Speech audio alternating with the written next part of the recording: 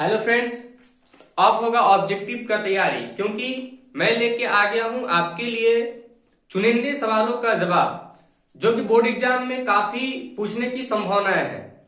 और ये नोट्स बनाने में काफी टाइम लगा है, काफी मेहनत के बाद ये नोट्स आपका तैयार हुआ है। और इसी से हम लोग सारे ऑब्जेक्टिवों को देखेंगे चैप्टर वाइज चैप्टर करके। तो चलिए स्टार्ट करते हैं। पहला हमारा सवाल है, कह रहे कि इटली एवं जर्मनी वर्तमान में किस महादेश के अंतर्गत आते हैं। पहला क्वेश्चन हो जाएगा कि इटली एवं जर्मनी जर्मनी वर्तमान में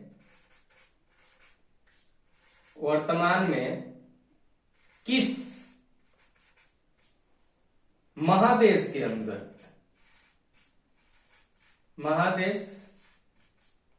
के अंतर्गत आते हैं। अगर इन सवालों का जवाब आपको पता है तो कमेंट कीजिए। ना इसका आंसर हो जाएगा क्या, यूरोप। चलिए नेक्स्ट क्वेश्चन पे चलते हैं हम लोग। अगला क्वेश्चन हमारा कह रहा है कि फ्रांस में किस शासक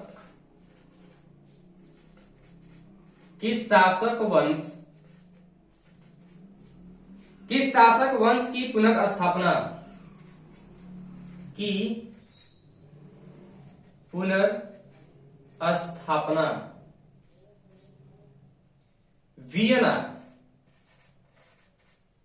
वियना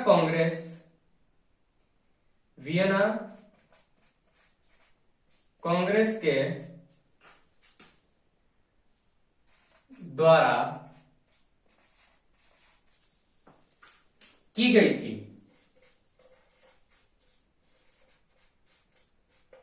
इसका आंसर हो जाएगा बुर्बो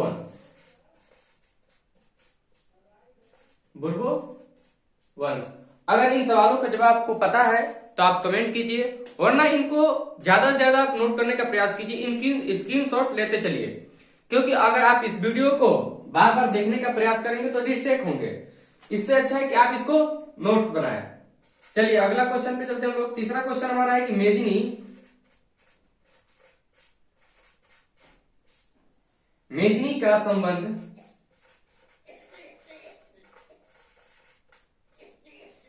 का संबंध किस संगठन से था। किस संगठन से था? तो कार्बोनरी। इसका आंसर हो जाएगा कार्बोनरी। अगला क्वेश्चन चौथा क्वेश्चन है, इटली एवं जर्मनी के एकीकरण के विरुद्ध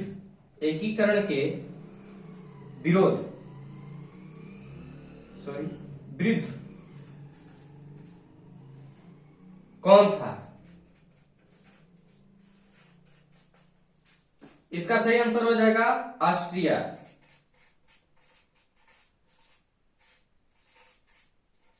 ये सभी वैसे सवाल है जो यानी कि एक चैप्टर में कुछ ज्यादा सवाल नहीं, 15-16 सवाल है। और अगर इन क्वेश्चनों को आप याद कर लेते हैं तो आपका जो पहला यानी कि हमारा चैप्टर का नाम क्या, यूरोप में राष्ट्रवाद। हिस्ट्री का पहला चैप्टर है यूरोप में राष्ट्रवाद।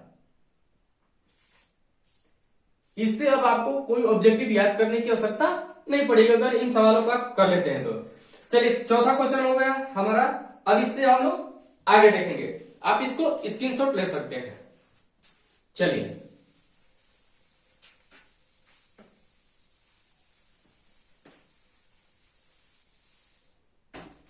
पांचवा क्वेश्चन हमारा, काउंट काबूल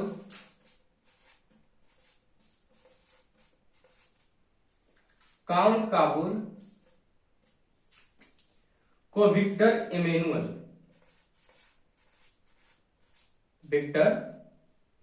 इमैनुअल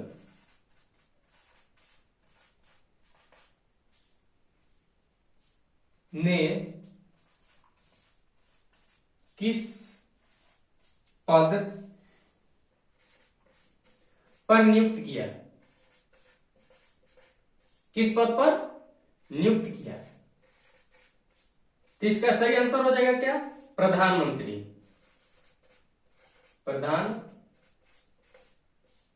इसको नोट करते चलिए। अगले क्वेश्चन पे हम लोग चलते हैं। अगला क्वेश्चन हमारा गैरीबाडी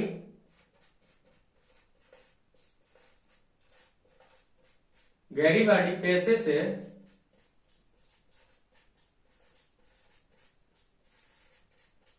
क्या था?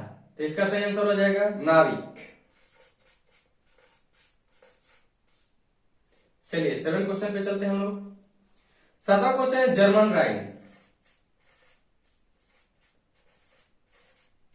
जर्मन राइन राज्य का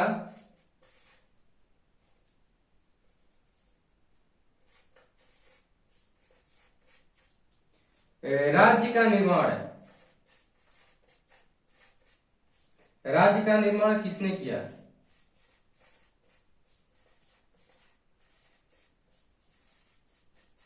किसने किया था? नेपोलियन। इसका आंसर हो जाएगा नेपोलियन बोनापार्ट।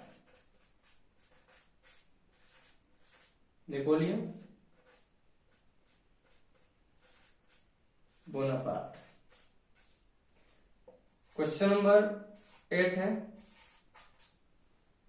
जालवेरिन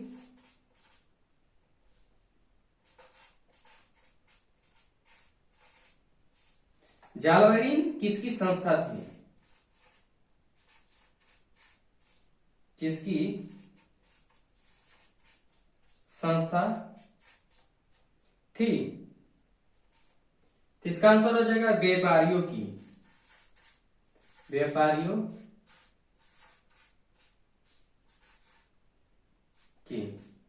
चलिए इसको आप भी स्क्रीनशॉट ले लीजिए, तब तक हम लोग आगे बढ़ते हैं।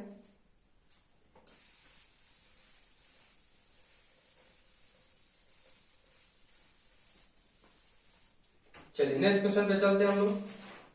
Question number 9। क्वेश्चन नंबर 9 कह रहा है रक्त एवं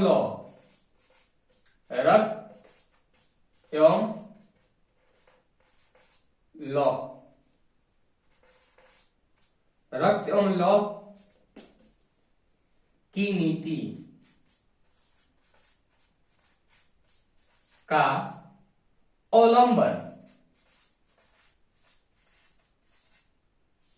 अवलंबन किसने किया था? चलिए इसका आंसर हो जाएगा बिस्मार्क। किसने किया? बिस्मार्क। क्वेश्चन नंबर 10 फ्रैंकफर्ट की संधि। फ्रैंकफर्ट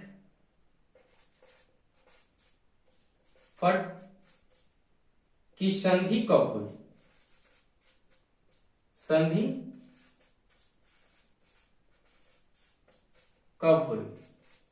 1871 ईस्वी में।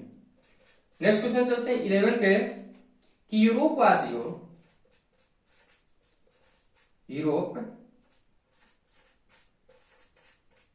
वासियों के लिए किस देश का साहित्य एवं ज्ञान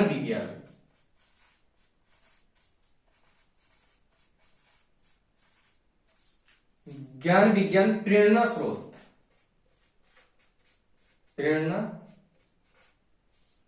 स्रोत रहा? तो यूनान के लिए। किसके लिए? यूनान के लिए। चलिए तो इसको भी स्क्रीनशॉट ले लीजिए ताकि हम लोग आगे बढ़ सके। चलिए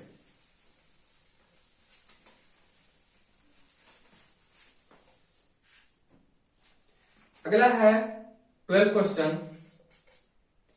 1829 ईस्वी में 1829 ईस्वी की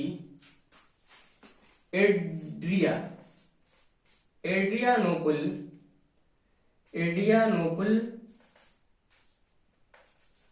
की संधि किस देश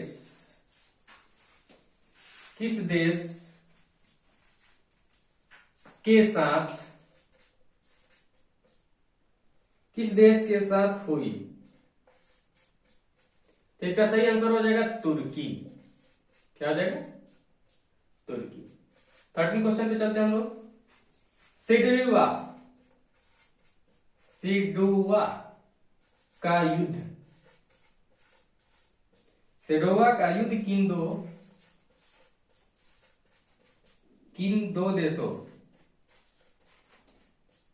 किन दो देशों के बीच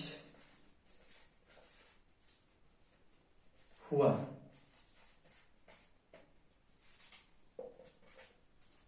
ऑस्ट्रिया, इसका आंसर है ऑस्ट्रिया और प्रसा। अगला 14 क्वेश्चन। 1848 ईस्वी की 13 क्वेश्चन तक आप लोग कंप्लीट कर लीजिए। अगला क्वेश्चन हमारा 14 करेक्ट। 1848 ईस्वी की फ्रांसीसी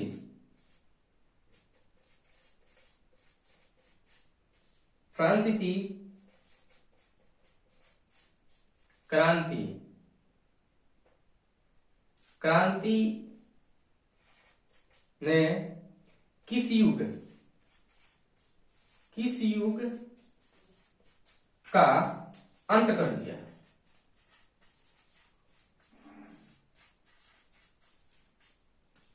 किस युग का अंत कर दिया? तो इसका सही ऑप्शन हो जाएगा क्या? मेटरनिक युग। मेटरनिक युग। 15 क्वेश्चन है। क्रीमिया युद्ध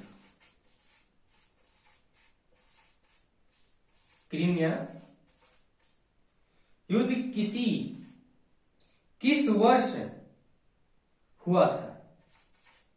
किस वर्ष हुआ था? तो इसका आंसर हो जाएगा 1853 या 54, कोई स्पेसिफिक नहीं है, 53 या 54 समथिंग है। चलिए, तो इतना आप इसको स्क्रीनशॉट ले लीजिए, उसके बाद आगे देखते हैं।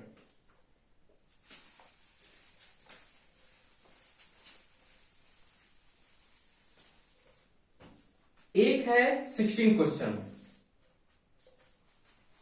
करें यंग इटली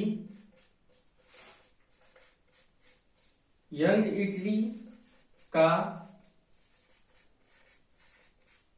स्थापना कब